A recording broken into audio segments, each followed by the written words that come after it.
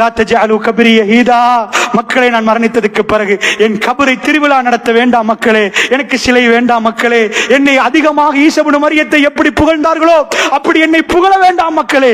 அல்லாஹ்வை சந்திக்க போகிற நபி, இந்த உலகத்தில் வாழக்கூடிய மனிதர்கள் சாக முன்னாடியே சிலை வைத்து எனக்கு ஒவ்வொரு நாளும் கண்ணீர் அஞ்சலி செலுத்தி வருடத்துக்கு ஒருவர் மாலை போடு என்று சொல்லிட்டு போற ஒரு யுகத்தில் இருந்து கொண்டு பெருமானாரை எந்த உருவமும் இல்லை, எந்த சிலையும் இல்லை, என் கபரில் கூட திருவிழா நடத்தாதீர்கள். பெருமான் ஒரு வார்த்தை காரமாக சொன்னார்கள், லஅனல்லாஹு யஹூத வன் நஸார், அல்லாஹ் ரப்பல் ஆலமீன் யஹூதிகளுக்கு நஸாராக்களுக்கு சாபத்தை உண்டாக்கட்டும். இத்தகது குபூர் அன்பியாஇ மசாஜித், நபிமார்களுடைய கபர்களை எல்லாம் வணக்க ஸ்தலங்களாக அவர்கள் ஆக்கிக் கொண்டார்களே.